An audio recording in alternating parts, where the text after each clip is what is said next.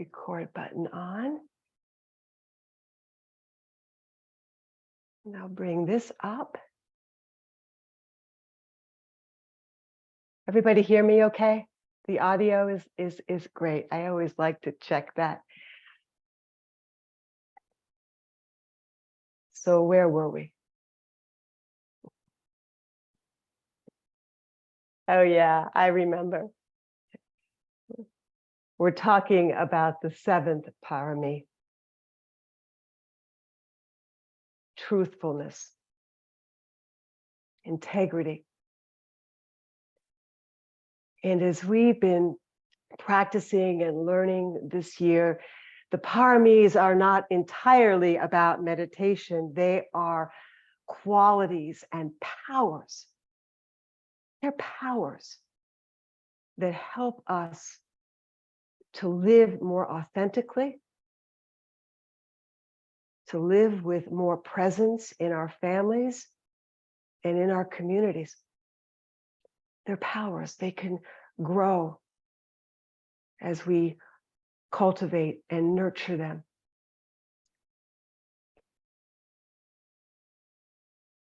So truthfulness and integrity. I don't know for you, but for me, truthful behavior and acting with integrity can sometimes be a challenging way to live life. It takes courage to be honest. It takes courage to be honest. But a life lived with integrity demonstrates strength and presence. And it demonstrates a capacity for equanimity and compassion. It has been said that integrity is the heart that is undivided. Integrity is an undivided heart. And the paramis, they support us in being more aligned with the Four Noble Truths, which is what Bill was talking about last week.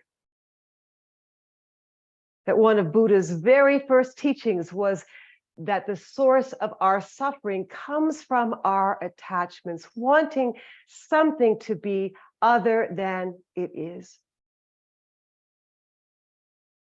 And we don't learn this from readings. We learn this from the experience of living.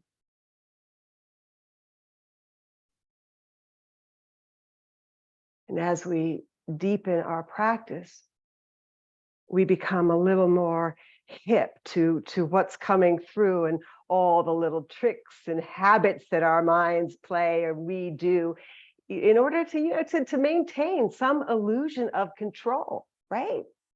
I got this. Oh, here, I'm doing it again. Caught in reactivity of impatience or greediness or some aversion, or maybe I'm about to tell a little lie.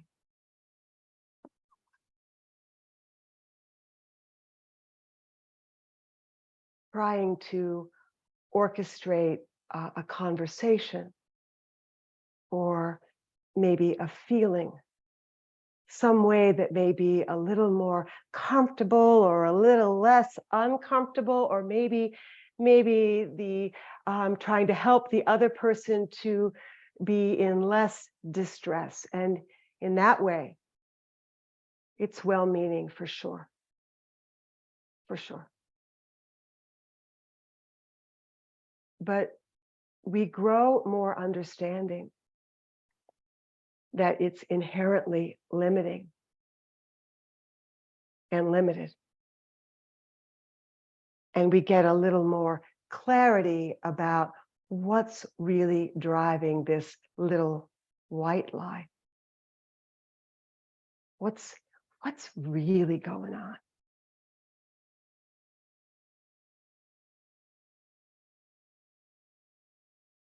The Dharma and meditation teacher Gil Fonsdale said this in one of his teachings. In a mindfulness practice, we investigate more deeply the nature of our experience. Truthfulness doesn't exist independent of kindness, usefulness, and timeliness. There's the wisdom of discernment. Love of truth, he writes, is more important than love of self. The self is contained within the truth.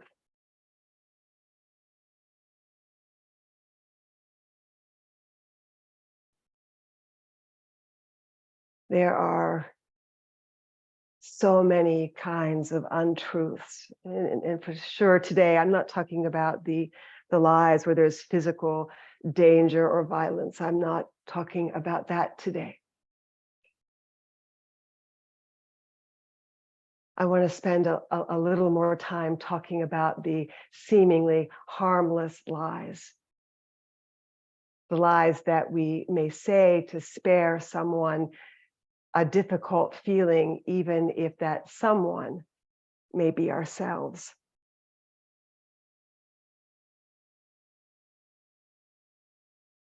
I'm really sorry. I didn't see your text, but I did. Or no, you don't look fat in that dress. You don't. You look great. And I know you know what I mean. I can probably ask you all to chat just one little one in there in the chat box, and I think it would be pretty full, right? Because we know this. Oh my. We want to get curious about the impulses that happen so quickly and habitually to smooth over any uncomfortable little truth. And we say, and even when, this is sort of what I'm thinking about here, we tell well-meaning lies to our friends or family, well-meaning. It compromises our connection to them. It keeps us separate and isolated. And their view of who we are becomes a little fuzzy. Right? It's as if we've put a veil between us.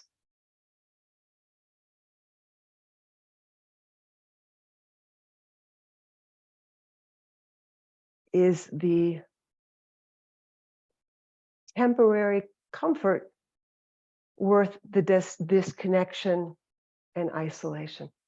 That's the question for your investigation. Are you really present when a little lie is being told?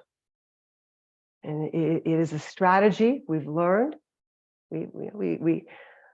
We have learned it, but it can become habitual and so subtle. And in these moments when we deny access to the truth, just like how important it was for us to explore moments of impatience as we are cultivating, growing patience, it's the same thing here. We want to examine, it's the same examination with truthfulness and integrity. We want to begin to notice the subtle graspings and fear that can arise when we're not truthful, or what the stirrings are inside right before that choice point. to tell a little white lie. What's going on?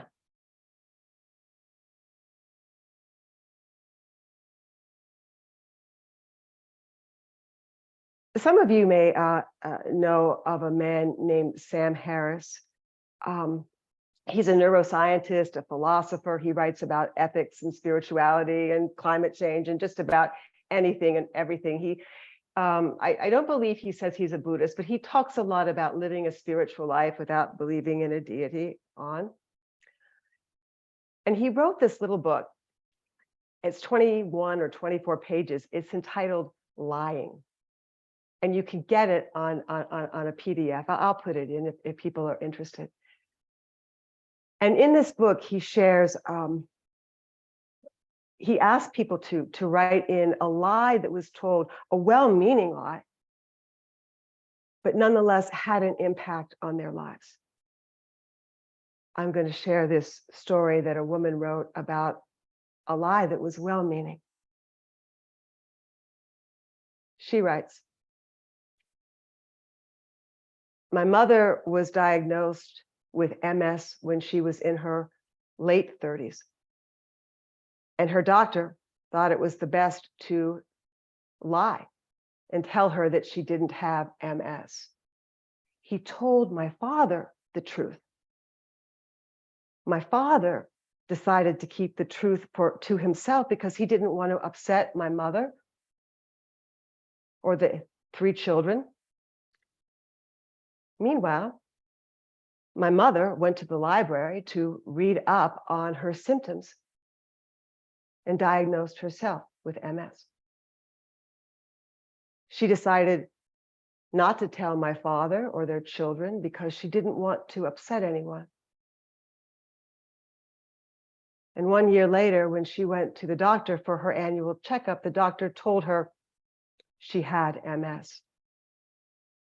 And she confessed that she already knew she had it, but she hadn't told anyone. She hadn't told her husband. My dad confessed, or her husband confessed that he knew, but hadn't told anyone.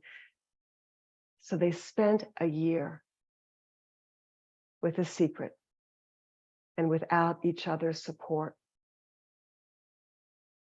And she writes, my brother found out accidentally about a year later when my mother had breast cancer, and the surgeon walked into the room and said, "Oh, this is not going to affect the MS." And my brother said, "What MS?"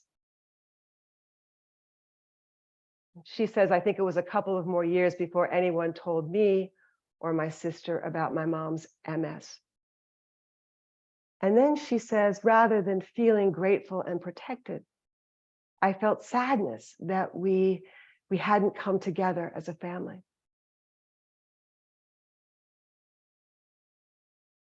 My mother never told her mother about the MS, which meant that none of us could tell friends or family for fear that our grandmother would find out.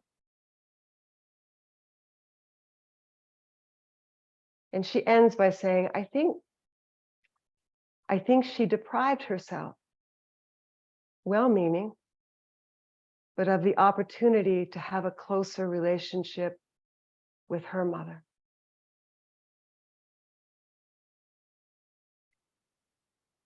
Integrity requires courage and the ability to be with discomfort. Of course, this is our own pacing. Integrity offers connection and compassion and presence. And I'm looping back to Gil Fonsdale's words. Truthfulness doesn't exist independent of kindness, usefulness, timeliness. Love of truth is more important than love of self. The self is contained within the truth. Thank you, everybody, for listening. Now let's turn our attention toward these bodies and set up our practice as best as we can.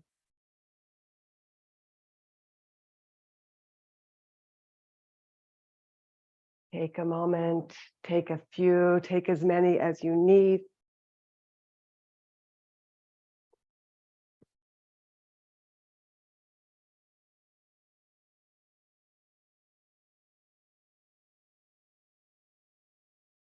What needs to open? What may need some support? We want to take a comfortable position that is supported and upright. Do the shoulders need to roll, or the neck?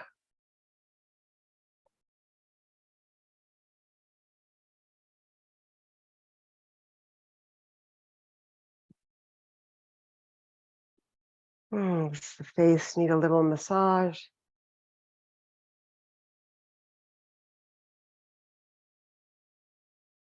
A little sway?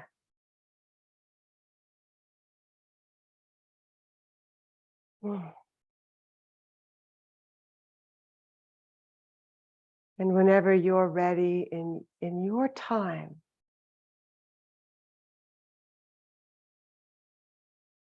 we settle in to the best of our ability. Sometimes that is easy to do, and sometimes it takes a long while. No hurry.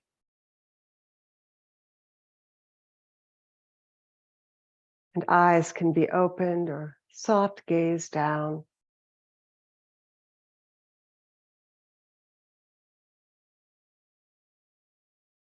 And if helpful, taking some deliberate, more expansive breaths.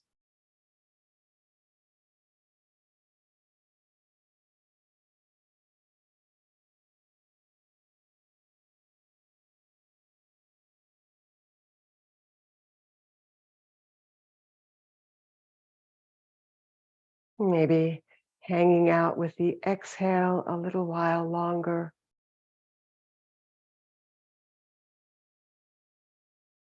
Releasing, letting go of some stress.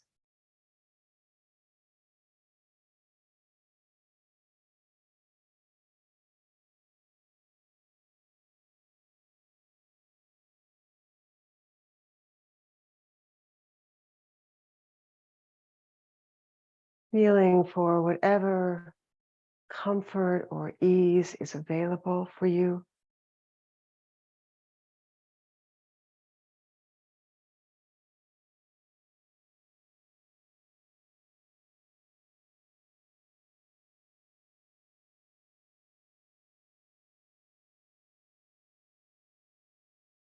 Can the eyes and face soften?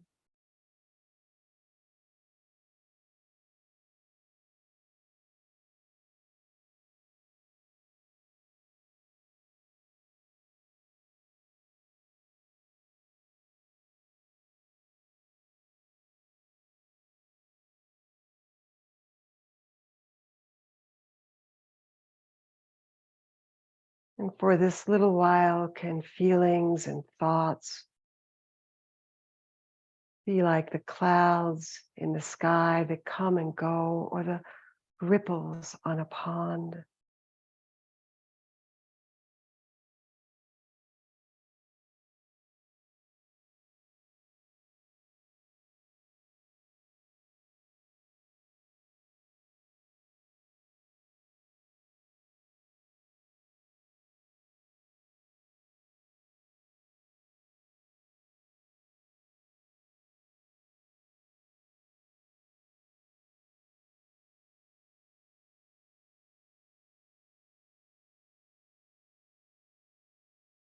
What can soften?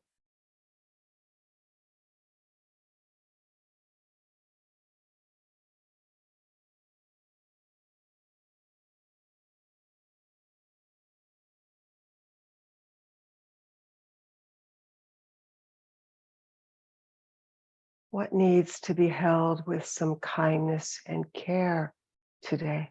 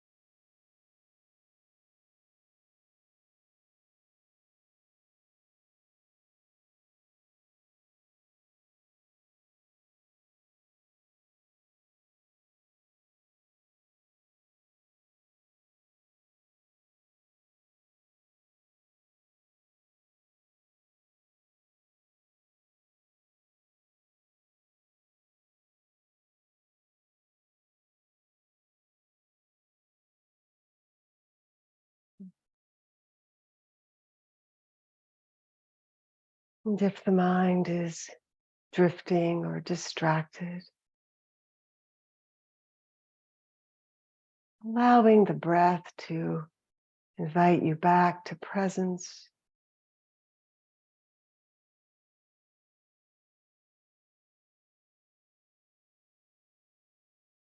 Kindly inviting back